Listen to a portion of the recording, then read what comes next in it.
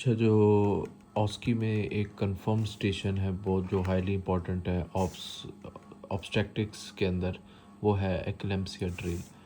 ठीक है, एक्लेम्पसिया की ड्रिल आती है जिसमें ज़्यादातर ये वाइवा क्वेश्चन होता है, समटाइम्स रिटर्न भी होता है। इसमें क्या होता है, एक्लेम्पसिया का पता होना ज़रूरी है। प्री एक्लेम्पसिया में जो होता है प्रोटीनूरिया आ जाता है, इन्वॉल्व हो जाता है विद हाइपरटेंशन। ठीक है, और अगर इन दो चीज़ों के साथ फिट्स की भी इन्वॉल्वमेंट हो जाए, इन दो चीज़ों के साथ अगर फिट्स की भी इन्वॉल्वमेंट हो जाए विद फिट्स, तो ये हमारे पास एक्लेम्पसिया बन जाता है। इसमें जो लॉन्ग केसेस हैं वो तो मैंने लिखे हुए हैं, एक्लेम्पसिया जीटीएम पीएच इंपॉर्टेंट है, लेकिन अभी ये एक्लेम्पसिया ड्रिल है, ये एक अलग से उसकी स्टेशन होता है जो वाइवा और रिटर्न में आ रहा होता है। तो इसमें हम क्या करते हैं, मेन जो लेक्चर था ये उसी के पॉइंट्स रिवाइज हैं जो वाइवा में पूछे जाते हैं। डोज मस्ट पता होनी चाहिए। इसमें जो एक्लेम्पसिया में हम देते हैं मैग्नीशियम सल्फेट देते हैं, ये मेम्ब्रेन स्टेबलाइजिंग एजेंट है। यानी जो लीकी मेम्ब्रेन्स हो जाते हैं एक्लेम्पसिया में, फिट्स क्यों पड़ते हैं, क्योंकि दिमाग के अंदर पानी सेरिब्रल एडीमा जमा हो जाता है। And why there is cerebral oedema, because the membranes get leaky. Oedema फिर हो जाता है, जब सेरिब्रल एडीमा हो जाता है तो जो न्यूरॉन के स्टिमुलसेस हैं वो हाइपर हो जाते हैं। तो न्यूरॉन के जो स्टिमुलस है वाटर के अंदर बहुत ज़्यादा हाइपर हो जाते हैं। सेरिब्रल एडीमा की वजह से न्यूरॉन के स्टिमुलस इतने ज़्यादा हाइपर हो जाते हैं कि हाइपर रिफ्लेक्स या फिट्स पड़ने लग जाते हैं। इसलिए हम इसमें मैग्नीशियम सल्फेट देते हैं जो मेम्ब्रेन को स्टेबलाइज करता है। इसकी लोडिंग डोज और मेंटेनेंस डोज आगे मैं बताऊंगा, वो भी पता होना ज़रूरी है। एक्लेम्पसिया ड्रिल, इस पे इसकी डेफिनेशन पता होना ज़रूरी है। डेफिनेशन क्या होती है कि generalised tonic clonic fits after 20 weeks of gestation regardless of any other cause. Generalised है, टोनिक क्लोनिक फिट्स है after 20 weeks of gestation regardless of any other cause. ये एक्लेम्पसिया जो है उसकी डेफिनेशन है। कैन बी इंट्रा और postmortem always after 20 weeks. Cause क्या हो सकती है, high blood pressure and which will eventually leads to cerebral oedema. Symptoms क्या हो सकते हैं, blurring of visions, pain epigastric region में, और ब्रिस्क रिफ्लेक्सेस जो होते हैं शुरू में। जब बंदे को एक्लेम्पसिया हो जाता है, फिट्स पड़ जाते हैं, वो अनकॉन्शियस हो जाता है, फिर तो उसके ब्रिस्क रिफ्लेक्सेस होते हैं। ठीक है, अब हम इसके नेक्स्ट पॉइंट पे जाते हैं। नेक्स्ट पॉइंट पे क्या लिखा हुआ है, इसमें ये लिखा हुआ है कि इसकी अदर जो कॉजेज़ हैं वो क्या हैं। तो अदर कॉजेज़ में एपिलेप्सी हो सकती है, ब्रेन ट्यूमर हो सकते हैं जिसको रूल आउट करना। डायग्नोस्टिक क्राइटेरिया क्या है कि 20 वीक्स ऑफ गेस्टेशन के बाद हो रहा होगा और प्रोटीनूरिया हो रहा होगा, जो मैंने पीछे बताया था।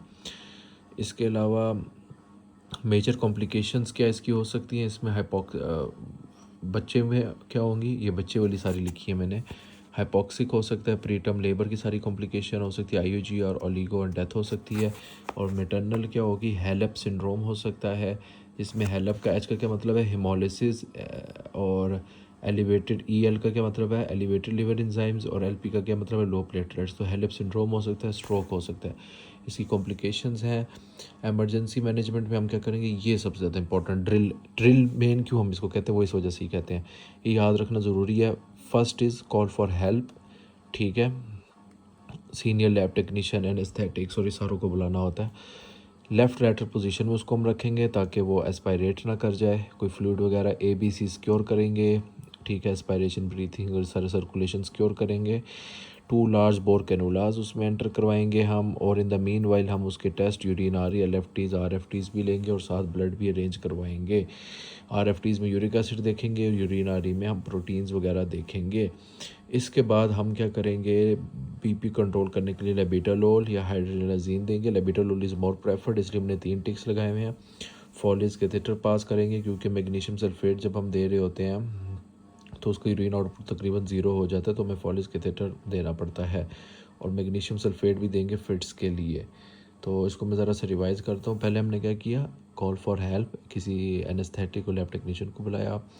उसके बाद हमने क्या किया, कॉल ऑफ हेल्प के बाद लेफ़्ट लैटरल पोजीशन हमने की। ठीक है, लेफ़्ट लैटरल पोजीशन हमने की ताकि उसका वो एयरवे सिक्योर हो सके। लेफ़्ट लैटरल पोजीशन करने के बाद हमने क्या किया, इसका हमने ABC सिक्योर किया, एस्पायरेशन ब्रीथिंग और सर्कुलेशन सिक्योर किया, ABC सिक्योर किया। उसके बाद हम क्या करेंगे, उसके बाद हम जो है 2 लार्ज बोर कैनोलाज पास करेंगे। उसके बाद फिर हम क्या करेंगे, फिर हमने in the meanwhile test करवाने CBC, यूरिन LFTs RFTs, और in the meanwhile blood की अरेंजमेंट भी करनी है। ठीक है, एब्रप्शन के चांसेस क्योंकि बढ़ जाते हैं। ठीक है, और इसके बाद हमने क्या करना है, इसके बाद हमने जो है वो in the meantime we will have to do the after this test हमने इसको बीपी कंट्रोल करने के लिए लेबिटालोल या हाइड्रोलाजीन जिसमें से ज़्यादा प्रेफर लेबिटालोल हम देंगे। और इसके बाद फिर हम इसको क्या करेंगे, फॉलिस कैथेटर पास करेंगे and in the end we will give magnesium sulphate for the fits. तो ये हमारी फुल एक्लेम्सिया की ड्रिल के मेन एमरजेंसी मैनेजमेंट के क्वेश्चन थे इसका। और इसमें क्या होता है, मैग्नीशियम सल्फेट में लोडिंग डोज और मेंटेनेंस डोज याद रखनी होती है। लोडिंग डोज जो होती है जो हम शुरू में हम देते हैं, जो फुल लोड करके हम देते हैं, बाद में मेंटेन करने के लिए मेंटेनेंस डोज जो होती है वो अलग होती है। लोडिंग डोज में हमारे पास होगा 4 to 6 ग्राम पर मिनट। ओवर 15 मिनट्स में हम 4 to 6 ग्राम पास कर देंगे बंदे के अंदर। फिर उसके बाद मेंटेनेंस डोज जो है वो हमसे 1 to 2 ग्राम देनी है आवरली, एक आवर के अंदर अंदर फॉर 24 आवर्स, यानी 1 to 2 ग्राम फिर हम देंगे 1 आवर के अंदर, ठीक है, फॉर ओवरऑल 24 आवर्स के लिए।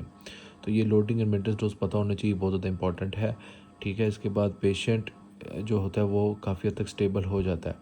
तो जैसे ही स्टेबल होगा तो अब हम उसको डिलीवरी की तरफ लेके जाएंगे, क्योंकि जो कॉज है, जो मेन पैथोफिजियोलॉजी है जो इसके पीछे, वो सारी क्या है हमारे पास, प्लेसेंटा है जो इसके पीछे पूरी कॉज बनी हुई है, जो ये सारे काम फिट्स करवा रही है, हार्मोन सिक्रीट करवा रही है, क्योंकि हार्मोनल इम्बैलेंस कर रही है वो, और उस वजह से सेरिब्रल एडीमा और हाइपर रिफ्लेक्सिया और सब कुछ हो रहा है। तो हम जल्दी से डिलीवरी करवा के प्लेसेंटा निकाल के बाहर फेंकेंगे।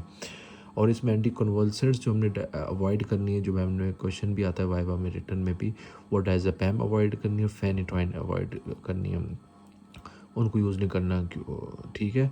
तो ये अगर एपिलेप्सी हो तो फिर हम ये देते हैं, क्योंकि ये मेम्ब्रेन स्टेबलाइजिंग एजेंट्स नहीं है। एग्जामिनेशन अगर वो आपसे कहें कि भाई इस बंदे का एग्जामिनेशन करें, वैसे पूछते नहीं है, but still pulse, BP, left lateral position और एब्सेंट रिफ्लेक्सेस उसमें आपको दिखेंगे नीजर में, क्योंकि उस टाइम तो वो बंदा बेहोश होगा, अनकॉन्शियस। तो मेन इसकी क्या थी, कॉल फॉर हेल्प में एमरजेंसी मैनेजमेंट क्या थी, ये याद रखना ज़रूरी, call for help, anaesthetic, senior lab technician वगैरह। और उसके बाद हम क्या करेंगे, लेफ़्ट लेटरल पोजीशन करेंगे, ठीक है। उसके बाद हम क्या करेंगे, एबीसी प्रोटोकॉल करेंगे, ठीक है। एंड एबीसी प्रोटोकॉल के बाद हम क्या करेंगे, एबीसी प्रोटोकॉल के बाद 2 लार्ज कैनोलास पास करेंगे, और फिर उसके बाद इन द मीनवाइल हम टेस्टिंग करेंगे, ब्लड अरेंज करने और करेंगे, फिर बीटा ब्लॉकर्स देंगे, and then Foley's catheter, and then magnesium sulphate. तो ये याद रखना ज़रूरी है। तो ये हमारी पूरी एक एक्लेम्सिया की ड्रिल फॉलो आउट हो गई है।